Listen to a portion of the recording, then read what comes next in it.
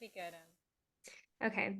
Thank you everyone for joining us tonight for Northwest Indiana Green Drinks. We're really excited about tonight's presentation. Thank you for signing in here on Zoom or joining us on Facebook Live. Everyone is muted. Please leave your questions in the chat or on the comments if we're watching via Facebook Live. And then this recorded version will live on the Save the Dunes YouTube channel at the end. So if you love what you see and you want to share it along to your networks, we would very much appreciate that. So welcome to Brian. We have Brian Forist, PhD, currently senior lecturer in Parks, Recreation, and the Outdoors at Indiana University School of Public Health, Bloomington, former interpreter, environmental educator, and researcher at national parks and other protected areas. He is going to be presenting our visitor-centered two-way interpretation in parks and heritage sites and museums. But before we get started, I do want to give a shout out to our sponsors of Northwest Indiana Green Drinks, one being us as co-hosts at Save the Dunes. We've got our sponsor from Michigan City Sustainability Commission, plus support by 219 Green Connect. And our guest hosts this month are 95.1 FM and 1420 WIMS Radio, Indiana University School of Public Health, and Indiana University. So without further ado, Brian. Awesome. Well, hi, everybody. It's been fun watching names appear. I see my friend Bill Smith there. Hi, Ranger Smith. How are you? And I see some other friends. Kelly and Bill are both rangers at Indiana Dunes National Park and folks that I've known for a long, long time. My friend Lisa is joining us from Sacramento, California. And I know Lisa through the National Association for Interpretation, and she has been around this conversation I've been having or been peripheral to about what is interpretation and how do we know it works for as long as we've been having the conversation. And so nice to see her. My friend Alex, who I worked with Alex at Zion National Park in 2011, which seems like a lifetime ago right now. And then one of my students, Anna, is here, and I'm so happy to see your name pop up there, Anna. My husband is here. And is Joseph Virgil connected with Nick Virgil in any way? Oh, it's Nick. Hi, Nick. And nice to see the Pavlovics people. There's people here that I have great respect for. And so I'm amongst a tough audience. But as was said, I've worked as an environmental educator and interpreter, whatever that is, in parks and protected areas for a long time before making this weird leap into academia. And I made that leap into academia because I had questions that I really wanted to try and wrestle with, particularly this thing we do in parks and protected areas, museums and such, where we're communicating with our visitors. Those of us who do that work feel deeply about it, and we want to change the world. And I'm totally down with that. I want to change the world. I'm not sure, and I haven't been sure for a long time, that my 20-minute talk on reptiles is going to change the world and create a steward. But I was really interested in, is this thing we do, this public communication thing, effective? And so what I'm going to do this evening is share with you some thoughts that I have about that, some research that I've been engaged in, some here at Indiana Dunes and some elsewhere, and try to share what I can about how we might get a sense of its effectiveness and how it might be reconfigured perhaps to be more effective. So as someone who should be having a conversation with you all, I'm going to bring up slides, which is totally contrary to my approach, but I will do that anyway because I have been doing presentations publicly for, gosh, 50 years. How that could be when I'm only 29, I just don't understand. But I'm always nervous, and I take that as a good sign that I'm always thinking and always concerned about the experience that an audience has. So I've shared with you a few of the people here that I know, but if everybody could just help me out quickly and put in the chat why you're here, why you're here this evening for this particular talk. And that will help me get a sense of who's here and why you're here. And I will try to address some of those positions as we go. Kelly, I will make sure that any links that I have to literature and such will be available. Kathy loves green drinks and all the topics are interesting. You've got no set expectations. Well, that makes my life easy. So thanks, Kathy. Katie, just here to learn more about all things green, and hopefully I will share some green things. Susan is a new and interested learner.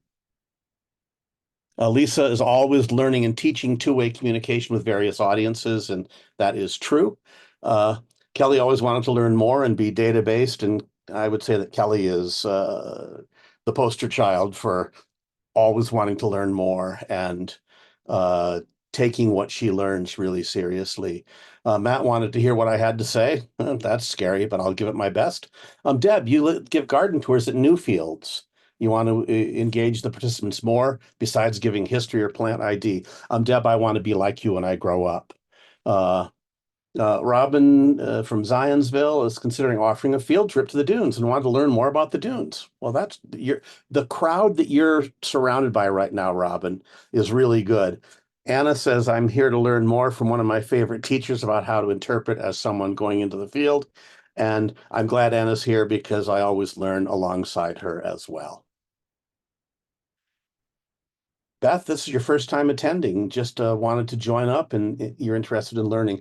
I've been to just a couple of the green drinks and I've enjoyed them all. I live in Michigan City, though I spend much of my time down in Bloomington. So it's a weird double life. But I've always enjoyed any connection with different organizations up here in my neighborhood. Well, this is helpful. There may be some more things jumping in as we go, but that'll be a little bit helpful to get myself going here. So I want to start just from a perspective that is really common in this field of public communication in parks and protected areas. And it's exemplified by a Facebook group called Rangers Pointing at Things. And to me, the notion of rangers pointing at things is really fun and funny, but it also, to me, is symbolic of something that we as researchers have observed, and that is that, at least traditionally, rangers who point have the knowledge, have the authority, have the relationship with the place, and what they point at is in their perception often, not always, but often what you should see, what you should attend to, what you should experience. And that notion of rangers pointing at things, rangers having all authority, kind of leaves the visitor out of the equation, out of the active equation. They're simply a recipient. And so that to me helps a sort of a status quo beginning. And thank goodness we are seeing in this field some real dramatic differences. My friend Nick Virgil is here, who's in Alaska these days. And I first met Nick when he was a young park ranger at Indiana Dunes. And there were things that I would see Nick doing that I thought were um, particularly visionary in a way, in that he was always interested in what the visitor was interested in and knowing something about them so that any information, anything he might point at could be, he would know that it was relevant to that visitor. We're seeing changes from people like Nick, people like Kelly, Lisa, Anna, Bill. So let me just share a couple of definitions. In the field, there's one author from 1957, a former playwright who was a friend of the director of the National Park Service, a man named Freeman Tilden. He took a year, he traveled around to national parks to look at this thing called interpretation. So he was doing research in a way, research through his own lens, as mine is through my lens. I won't go into some of the problematic things about the time that he was working in and some of the ideals that he was really trying to um, highlight. But he provided a definition that has been treated kind of as gospel in the field. And he says this thing called interpretation is an educational activity which aims to reveal meanings and relationships through the use of original objects, firsthand experience, and by illustrative media, rather than to simply instruct factual information. And there's a lot about that that I really love. Um, Hey Brian, can I interrupt you real quick? I'll On stop on the that, meanings thing for right now. I'll get into it in the next one a little bit, but in Tilden's vision, and often Wait, as Brian, yeah, go ahead. I think your slides are not shared. We can't see your screen right now. Oh, okay. Let's try it again. Are you seeing my slides now? Now we can see them. Yes. Sorry about that. Okay. No, thank you. Um, in 2002, folks connected with the National Association for Interpretation came up with a more what I would call heavy-handed definition of interpretation. Calling it a communication process, I'm okay about that. That forges emotional, intellectual connections. I like the intellectual and emotional connections between the interests of the audience and the inherent meanings in the resource. That word inherent is something I find troubling because it implies that it has a set meaning. And that really reinforces that notion that the ranger pointing knows that meaning. And their job is to reveal that to you, the unwashed, who doesn't know what that is all about at this point in time. But things are evolving. Right now, the National Association for Interpretation, and this definition, Lisa, you might know 2 or 3 years ago, it became live. It's a new approach. This is a purposeful approach to communication that facilitates meaningful, relevant, and inclusive experiences that deepen understanding, broaden perspectives, and inspire engagement with the world around us. That's really different than this notion of revealing set meanings. It really speaks to agency on behalf of the user, the visitor, the person experiencing the place. And the purposeful communication is facilitated by the professional. A definition I love comes from Gary Mackless and Don Field in their little book called On Interpretation, Sociology for Interpreters of Natural and Cultural History, which was the first of 3 books I'm aware of about interpretation based in research. The others, like Tilden's book, are based in observation and gut feeling. But Mackless and Field say that it's largely a service for visitors, and I love that notion of service. Its practical objectives are straightforward: to assist the visitor, to accomplish management goals. So it has a mission-based approach, and to promote understanding and appreciation. So there's different definitions that have evolved over the years. Are you seeing my next slide here? It says, what is good interpretation? Um, does anybody in this crowd here, and this could be another share in the chat, um, what would you call good interpretation? If you've gone on a tour or a guided hike or a talk at an art museum or a, a, a garden like at Newfields or in a park, what made it good and what evidence do you have that it might have been effective in some way? Anybody have any thoughts on that? Oh, Alex, thank you. Alex talks about a ranger talk I did at Zion about a civilian conservation corps worker at that park. Public participation, Deb, that's good. Katie, learning new and interesting information that I remember the next week. That's a really good point as well, Katie, to remember it. So public participation, memory, interactive. Thanks, Susan. Lisa says she still remembers a house tour from years ago and how much it tweaked interest. So there's something about that that either responded to or developed new interest. So these are all really important points, and I'll try to address some of them as I go. What evidence do we have?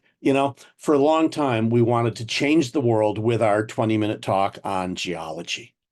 And my mentor at Indiana University, Doug Knapp, literally tried for 20 years to make that connection between environmental education programming for students and stewardship. And it just wasn't there. What he did hit on is something that is really coming out of your comments. So when Katie said something that was, you remembered, Alex talks about this CCC talk from 13 years ago that was memorable. Lisa's notion that she still recalls revealing information not accessible otherwise. Alex talks about acronyms or initialisms, things that kind of connect you to the idea. And I'll talk about that too. Getting away from the expert, you get to be the student, an emotional connection to the place. Your Civil War tour was engaging because the guide helped you be there. So these are things that are really valuable. Well, my mentor, Doug, was looking at interpretation, and he found that we weren't seeing any direct connection between exposure, going on this tour, and behavior change.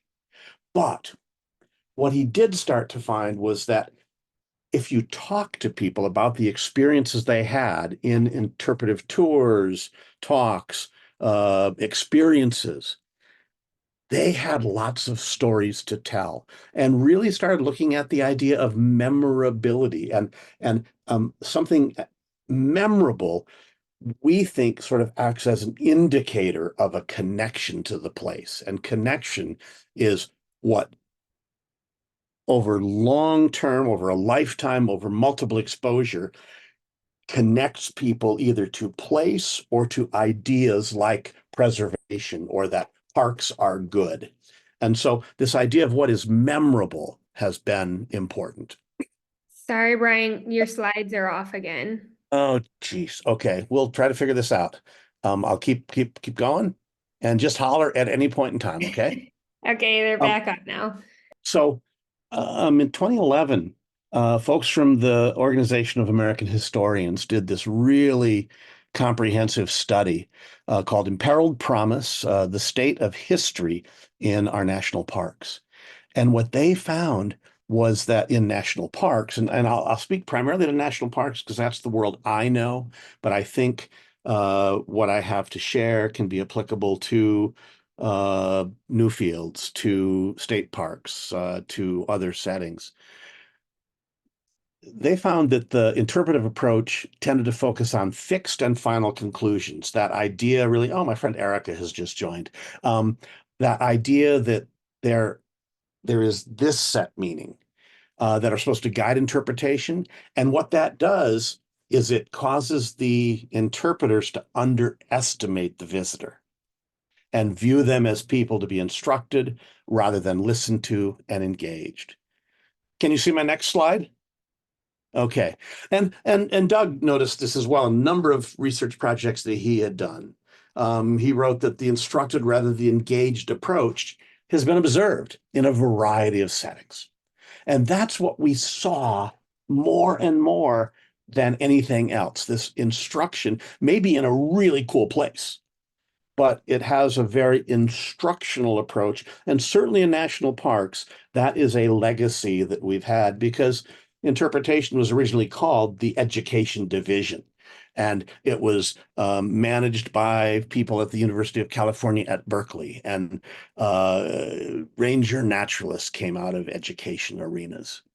Can you see my next slide that has a little diagram on it here? So what Doug was really seeing and what I have latched onto was that we were watching a lot of one-way interpretation, that the interpreter has the connection to the message, the content, the place, using various techniques, various concepts that are part of the practice. Um, the interpreter then can deliver that to the visitor. And that's very much of a one-way kind of relationship. Can we see the next slide? And so in a paper that Doug and I wrote in 2014, and I'll make sure that the link is available to this, what Doug found was that in previous studies, he was looking at these memorable experiences where people, when you sat down and talked with them, they had a lot to say about the sled dog demonstration at Denali National Park. And if anybody besides Nick has experienced that, you know what a dynamic and all-encompassing experience that is. What Doug found was that things were more memorable if they connected to the individual's everyday life, if there were sort of real world examples, if there was active delivery, so interactive, as one of you said, and if there was repetition. And so that got him thinking that maybe that active participation, that connection to real life, that is more of a two-way than a one-way communication. So it's more of a dialogue, if you will. And so Doug and I in this article called for, it was a theoretical article, a sort of a philosophical piece in the Journal of Interpretation Research, called for a new approach, a new pedagogy, a new approach to teaching and learning in this field that encourages an active dialogue between interpreters and visitors. Can you see the next diagram? And so then we created this model of what we call two-way interpretation. And across the top, you see that there's something, some would say inconvenient between the interpreter, the park ranger, and the place, the message content. And that's that pesky old visitor. But I am a tireless advocate for park visitors. And they're the reason that we're there. There are other reasons parks exist: to preserve the resource. Our friend Noel Pavlovic, who may be on this event this evening, is a fierce defender of plants and ecosystems in the Indiana Dunes. And that is valuable, that is important both to humans and to the natural environment. But in this two-way interpretation model, we say that the interpreter has to actually go through the visitor to view the content, the place, the message. And it's that going through the visitor that makes now the visitor an active participant. If I were to redo this model based on things I know now, as opposed to in 2014, 10 years ago, I would add another kind of a dotted line or a dotted arc that goes between the interpreter and the place, the message, the content, because that relationship is important. It's important to visitors. I know that my park ranger friends here, Lisa and Bill and Kelly and Nick, have had multiple experiences, I'm sure, where a visitor says, well, tell me about your life. Tell me about who you are. Why are you here? Why do you do what you do? That is interesting to visitors and can help be one of those hooks, one of those things that attaches them to that place. So I would add that arced line as well. But the visitor comes at it with real life experience. And if we have connections to everyday life and active delivery, we believe that will make things more memorable. We backtrack for just a minute to talk about dialogue, because when I got my PhD in 2018. That same year, I also got my senior pass to the national parks, something I'm proud of. And so a little late to the academic thing, but we spent a lot of time looking at sort of the philosophical underpinnings And Doug kept pointing me in this direction of like two ways. Said, what are the words? And dialogue really came up. And I started looking at dialogue theory, and I really latched on to a theory from Martin Buber, who was a German philosopher and educator in the middle of the 20th century. And he and others, he had a famous conversation dialogue with Carl Rogers, really advanced this idea of dialogue. This quote here, and can you all see this quote that looks like total gibberish? This is what a philosopher says. If any of you have had a college philosophy class, you know that they say things that no one can understand, right?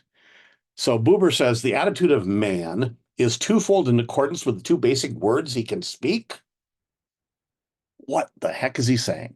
It was really for me in reading other people using Buber to examine ideas that this began to make sense. And now I feel like I can read Buber much more deeply and get something out of it. What he's basically saying is the two words that we speak are actually a word pair, and that's I and you. And he says that the way we treat you is a respectful treatment. And he one of the translations of his book from the German isn't I you, but I thou. And the other word pair is I it. And what Buber is saying is there are two ways that we can relate to the world. We can relate to the world in an intimate, dialogic way where the other, whatever that other is, the place, the person, the visitor, the ideas that they're experiencing, if we treat them as you or thou, that is an inherently respectful and dialogic relationship. If we treat them as it, oh, that pesky visitor, right? Then it's never dialogic. And that's the basic theory behind the work I've been doing for the last several years. We've also recommended that we look at something called a constructivist approach. This comes from educational theory, and a constructivist approach recognizes that knowledge is not given, knowledge is built, and knowledge is built by the individual. And as the individual carries with them previous knowledge, previous experience into any existing experience, they're messing with ideas and they build new knowledge. They construct it based on past experience, existing knowledge, and it can be teased out through a facilitated kind of approach. So we talked a lot about using the constructivist approach as well. Looking at other literature on dialogue in union negotiations, in large lecture halls in college classrooms, in adult education, in other settings, there were these skills or elements of dialogue that others were identifying. That dialogue requires knowledge. In the field of interpretation, often a new interpreter will be given a program to deliver. And said, all you need to know is what's on this script. I argue that that's not going to be very effective. You need to have a greater depth of knowledge. And I think my friend Kelly here would attest to the more knowledge you have, the better off you are in your communication with the visitor. And Kelly has been deeply involved with one of the scientists here at Mount Baldy and has helped to develop a really cool interpretive program at Mount Baldy. And Kelly's knowledge is immense, and that makes the interpretive experience better. A dialogic interpreter has to be extraverted, which doesn't mean you have to be an extrovert. It means you have to have the capacity to focus on the other. You have to be present in what's going on at the moment. You have to be open to the idea that the other is different than you, and you have to accept that things happen along the way that may interrupt your plan, that there's an emergent quality of dialogue. We don't know necessarily where it is going. These are qualities And I spent a lot of time researching these. My PhD dissertation looked at the employment of these qualities, these skills in 5 different national parks. And here are some really quick and dirty findings. Interpreters are knowledgeable. And we know this both by observation and by what visitors say. The method I used in that research is something I've used in a couple of other projects since, where I observe the encounter between a ranger and a visitor, whether it's a Mount Baldy hike or an informal encounter at this map at North Cascades National Park. I observe the interaction. Then I talk with that visitor and ask if they'd be willing to be interviewed anywhere from 3 months to 3 years later. And in a telephone interview, they tell me about their experience. I don't have set questions. But one thing that was revealed is that interpreters know their stuff, and that is valuable to visitors. That they are extroverted, that they have the capacity to focus on the other, and that it's not always what they would like to see happen, but they're interested sometimes in what the visitor has to say, and they can really communicate, they can focus their attention outward. Here's an interesting thing. I was looking at informal, Share, go ahead. sorry, you have to share it again. Oh, Okay, wait. no problem, no problem. Here's an interesting one. I was looking in my dissertation work at informal interpretation. And again in these conversations, months to a few years after the experience, visitors would say, I remember talking to that ranger, and I was surprised to see them there.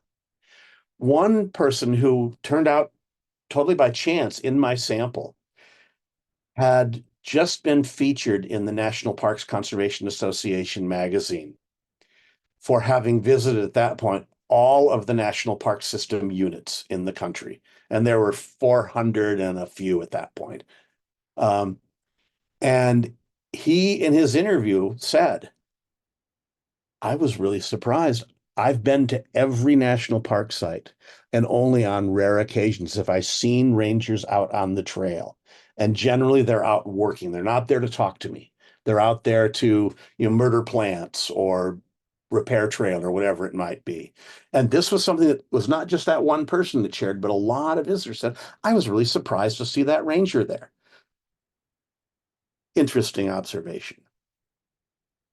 Another, and this was frustrating because the parks that I selected were parks that had in communication really said, oh, we're all on this two-way interpretation thing. We are really good at it. And I didn't see much of it. Even in informal encounters, and my suspicion, my hypothesis, if you will, if I were a hypothesizing man, was that I would see more two-way interaction in informal settings. And what happened again and again and again was the conversation might start informally, and once the ranger had that person, they went into program mode and they brought out their props. They focused on the things they were ready to focus on rather than listening and directing the conversation or facilitating a conversation based on the visitor's interest. Presence, being in this experience, was rare. One classic example at a nameless park, and it's really hard not to say the name, but in a nameless park, on a geology walk, I was at the back of the line, and visitors were really interested in fungus growing in this forest with really cool rocks, right? And stopped at a place and asked the ranger what that fungus was. And the response was, that's not what we're talking about. That's not what we're talking about today.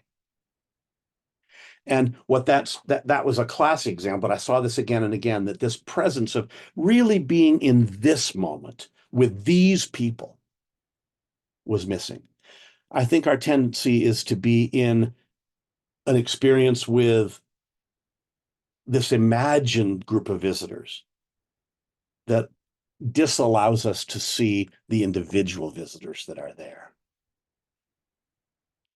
Openness and emergence are far less evident, meaning rangers were in control. And I don't, it's not a free-for-all, but they were in control of the information. And it always kind of went their direction rather than the visitor's direction, except for in this one instance between this ranger at Cape Cod National Seashore and this woman from Pennsylvania. And she, in her interview, which was it was like a year after her experience, in talking with him, she saw this view very differently. She knew it was beautiful, and she learned nuance about it through the conversation, and that was so important to her. She took a photograph of that view, and a friend of hers who is a painter painted the view. And as I was interviewing her on the telephone, she said, as a matter of fact, I'm in my kitchen right now, and that painting is on the wall. And so here's someone who, through conversation, saw the place differently. And it was so important to her. She was also talking about kind of a troubled time in her life. And there was a freedom she saw in this view. It was very metaphorical, but it was that conversation. And she could tell me details about what they talked about. She couldn't remember if it was a man or a woman, but she could remember what they talked about, which was really interesting. So here are some other things that have been fun. Can you see this picture of the creepy doll? This is at Brown versus Board of Education National Historic Site. This is a great example of, and one of you mentioned sort of this idea of something that allows you to attach onto an idea. We call them the hook, portals to the story. At Brown versus Board of Education, the Monroe School in Topeka, Kansas, which is where Linda Brown went to school, had to go to school because it was a segregated Black school. In the national park, which tells the whole story of segregation and desegregation in American education up until the point, actually up and to beyond the Brown decision in 1954, had just received this doll, this little black baby doll. And it is one of the dolls that was used in a psychological experiment.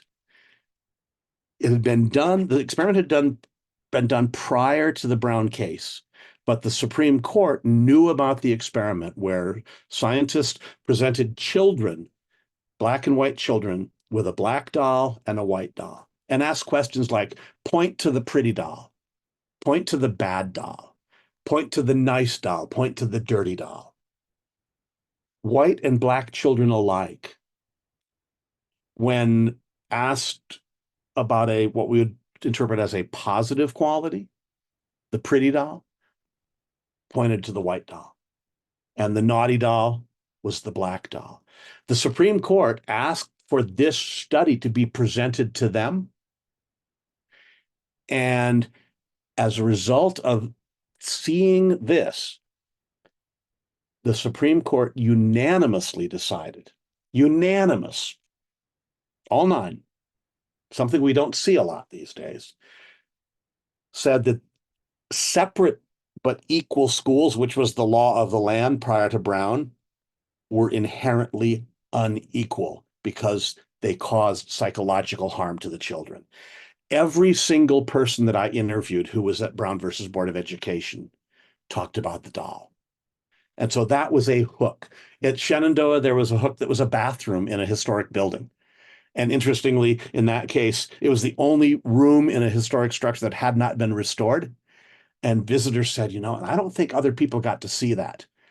Every single person I observed did see that room, but the rangers treated it with such mystery and such special quality. The visitors felt that they were experiencing something very unique. And probably the most important thing that I learned out of this work was that the place itself may have a voice for visitors that is more eloquent than what any of us can say. And in every interview, people would talk a little bit about the encounter they had with a ranger. And there was some really good information that I gleaned from that. But in every case, they talked about the place and how special that place was, and how what was really special was I got to share it with my children or with my friends or with my family or with my, new beloved, or with my grandmother, whatever it might be. That the place itself was really instrumental. And the key to me is then that as interpreters, and it's really hard to embrace this, it's not about us. We do have a special relationship with place. We may know it better than the visitor, but that doesn't mean we have all-seeing eyes. Here's a quote that comes from my literary shero, Terry Tempest Williams, from a little essay of hers called In the Country of Grasses. She was talking about her first visit to Africa and talking about her guide, Samuel. This will be familiar to Anna. I know that you've read it a time or two. And my belief is that in any class that I teach, if we don't read something of Terry Tempest Williams, it's not a good class. Um, but she wrote, Samuel gives away his knowledge sparingly, in gentle, quiet doses. He is respectful of his teachers and those he is teaching. In this way, he is generous. He gives me the pleasure of discovery. And again and again and again, and I think from some of your comments as well, the best interpreters, the best interpretation is that it may reveal things we didn't know, may tell stories that it takes some skill to tell. I can talk about that a little bit later if we want to. Um, but it's really effective. It's really memorable when the individual, the visitor, has that pleasure of discovery. So here's what I'm going to do. I'm going to stop now and open things up to questions. I can share some results of some other research projects that I've done, a couple at Indiana Dunes around the Mount Baldy hikes, and a recent article a year ago now that I had published where I was doing historical research in newspapers about the lighthouse keeper in Michigan City. Really deeply influenced by an article by Margaret Middleton called Queer Possibility that approaches LGBTQ stories from a very different perspective rather than the default that if we don't know details about someone's life, we assume they are straight. And Harriet Colfax lived in the lighthouse for 43 years with Anne Hartwell, and I could go on and on about that. But I'm interested in hearing what you would like to ask me about this stuff that I've been yapping about. So if anyone has questions, feel free either to raise your hand or drop it in the chat. We can take questions that way. You're more than welcome to come off mute and ask Brian your question as well.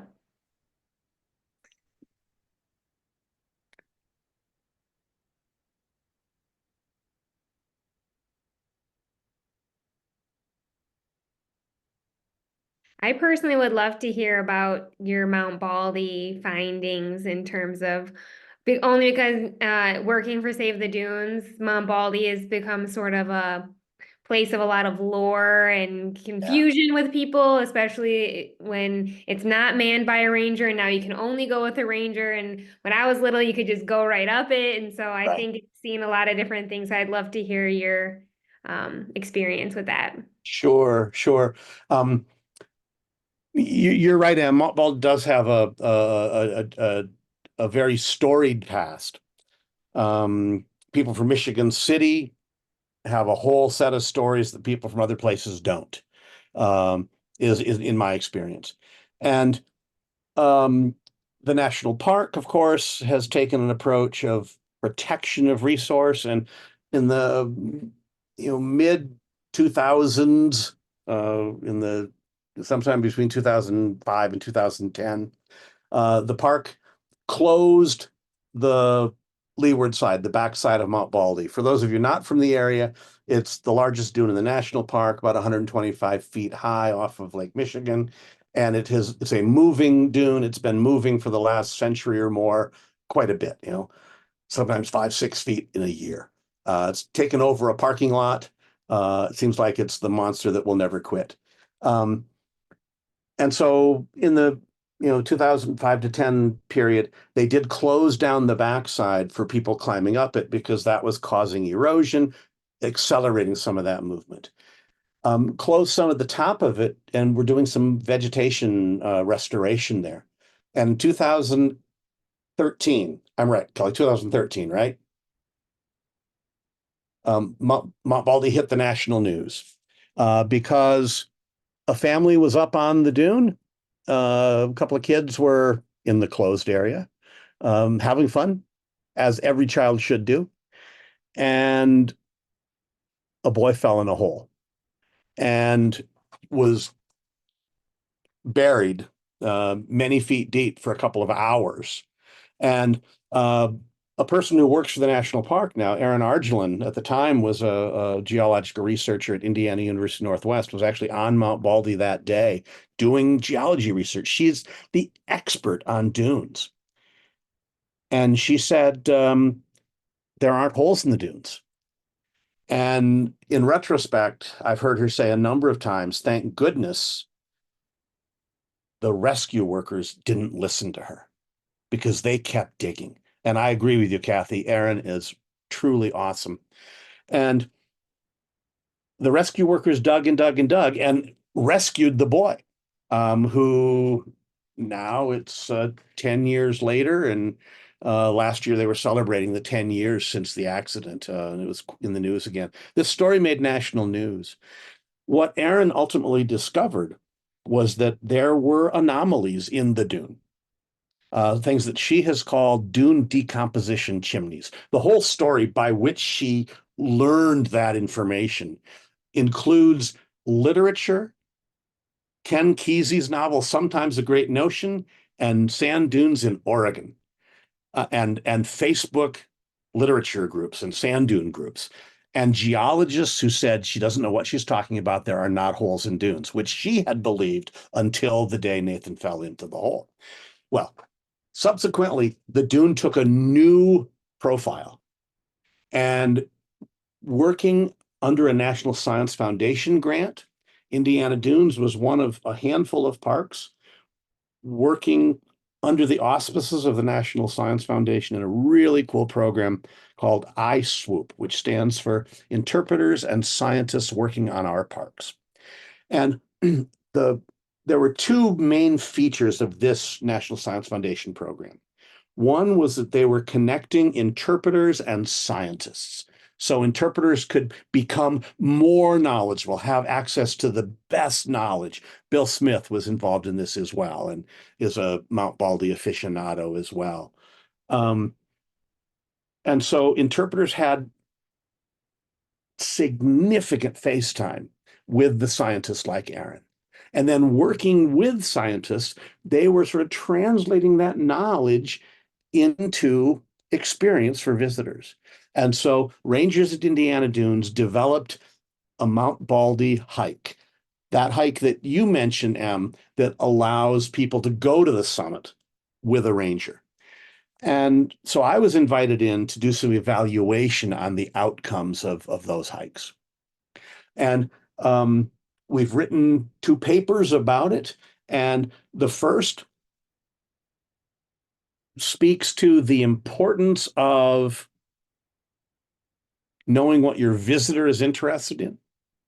And that if you have access to the information that they know or that they're interested in, and then your delivery is targeted to that makes their experience more memorable.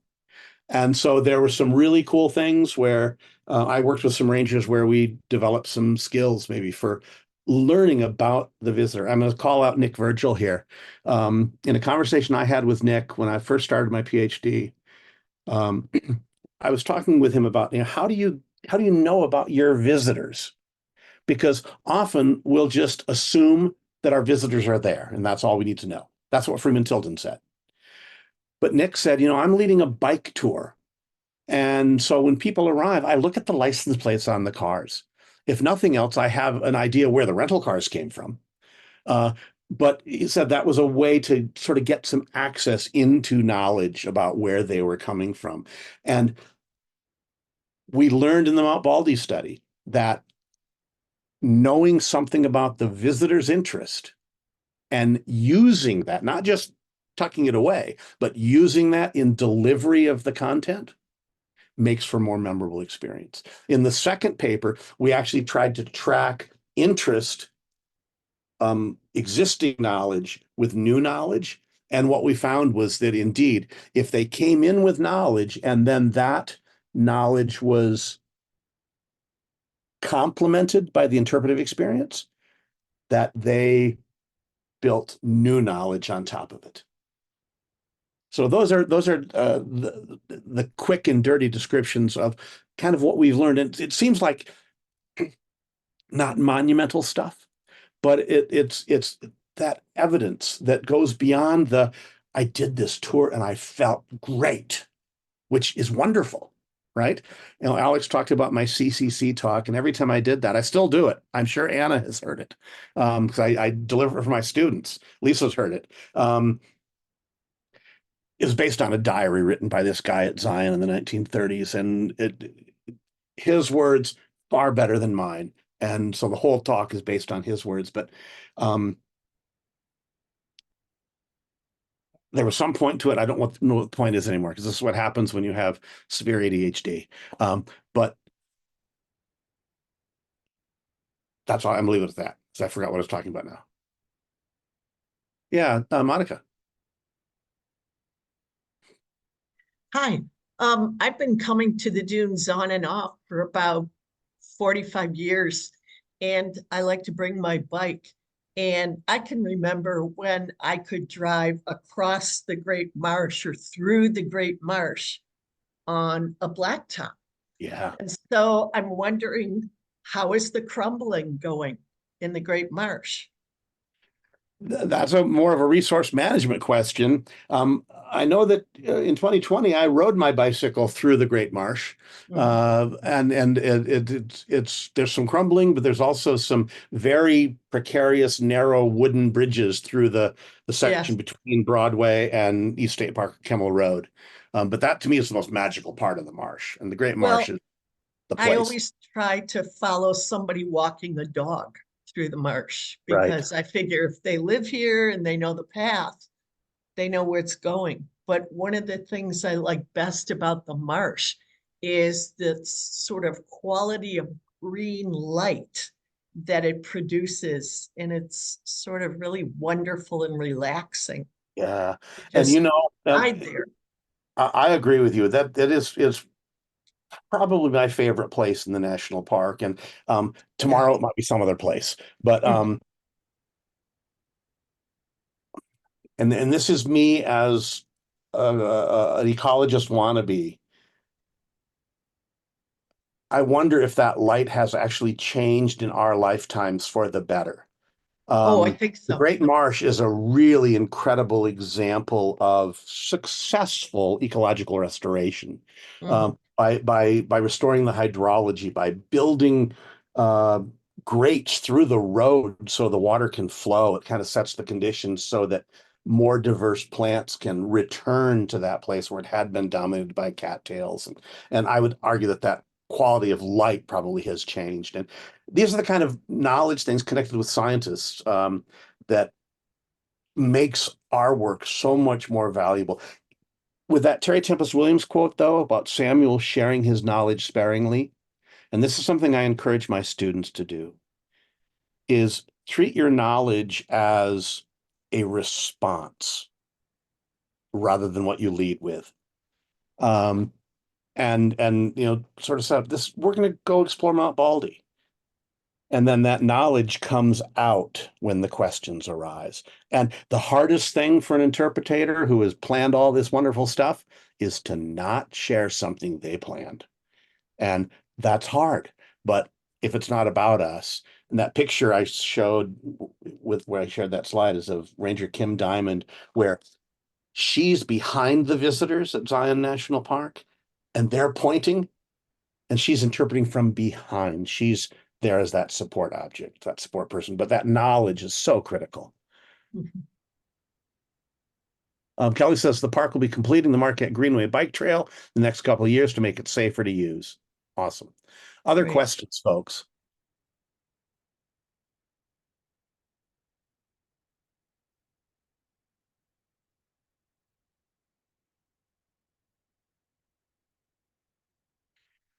Yeah.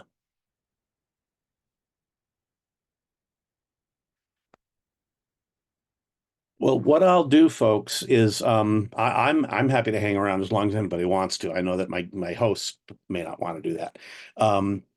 But I'm excited to see some people I haven't seen in a good while are here. But I I will just also share links to the Rangers Pointing at Things Facebook group, which is just plain fun, but provocative and causes thought, and to some of the articles that have come out of the work that I talk about. I just want to let you know, Brian, Erin Argelin was watching on our Facebook live feed Oh and she boy. said, great, what a wonderful talk. Thanks, Brian. Oh, So awesome. Well, that my life is fulfilled.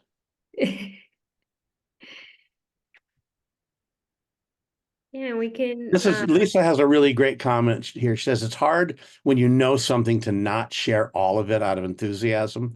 I always urge my students not to do the Vulcan mind meld.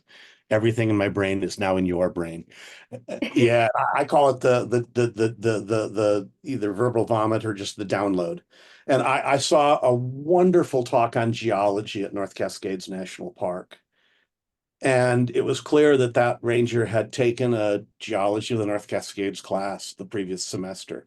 And damn it, every bit of that class was going to be in that talk. And here's the thing, the knowledge that we have, Kelly, I think you would agree with this. The knowledge that we have is hard won, and we're proud of it. And so it's really hard to hold back. I had 20 more slides and I shut up. Rare for me, but I'm learning. Yeah, my husband just laughed. I heard that. So,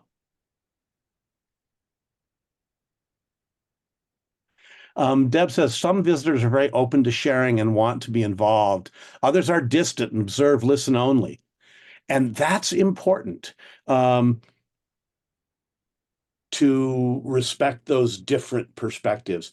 One thing we have learned is that those more reticent, more observational visitors, as and this applies to parents of gregarious children as well, learn through the experience of others and seem to value interaction, but it may not be with them. We do see a lot of parents talking about memorable experience because their child did X, Y, or Z. And I've also talked to other people who have said, you know, I'm kind of quiet, but I really enjoyed the conversation others were having.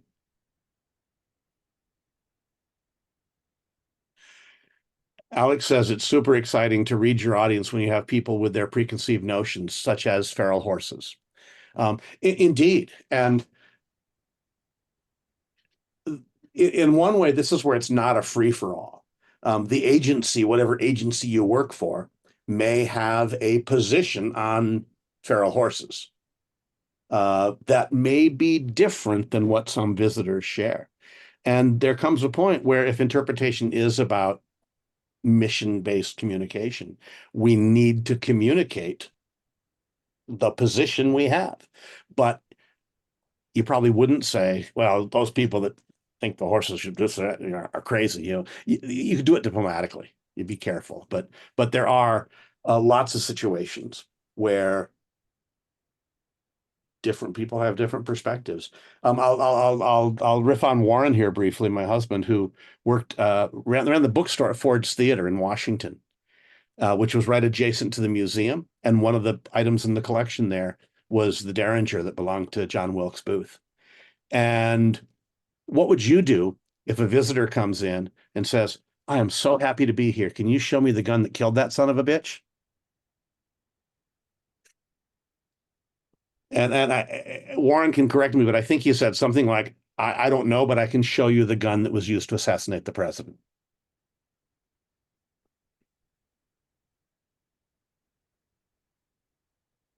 Um, well, we just have a couple other closing things before we, part ways. But Brian, thank you so much for your great presentation and empathetic understanding of what interpretation. I learned a lot. And as the community engagement coordinator here at Save the Dunes, I definitely resonate with the ways you connect with people. You never know the different ways you can do that. And so I think interpretation is a lot of the same kind of connection of seeing what people bring to you so that you can meet them where they're at. And so thank you for that. And we do want to make a little announcement about next month's green drinks. I will be the presenter on next month's green drinks with my Reduce and Refuse Northwest Indiana Has a Plastic Problem. We are going to cover the realities of regional recycling, the plastic pollution numbers in our Great Lakes, and what you can do in your everyday life to reduce your single-use plastic use. So that'll be on the first Thursday of September, which I believe is the 5th. I think I'm remembering that day right. Yes, September 5th. And then upcoming this month, if you want more webinar learning, Save the Dunes has a series on coastal resiliency. That will be on Zoom as well. That will cover best for folks who live in the dunes or have homes in the dunes, and as a homeowner, what ways can you participate in this diverse ecology responsibly as a homeowner? First on living in the dunes, and then one on wetlands at the end of the month. So those are on August 2nd and August 23rd.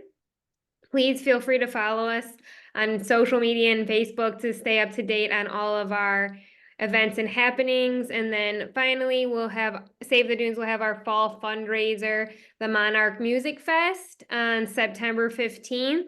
That is a great live music, great food, great beverages at the beautiful Brewery Lodge here in Michigan City. So also a really scenic and lovely place. So that's my updates, but thank you again, Brian, and we look forward to seeing you all soon on the next Green Drinks. Great. Thanks, folks.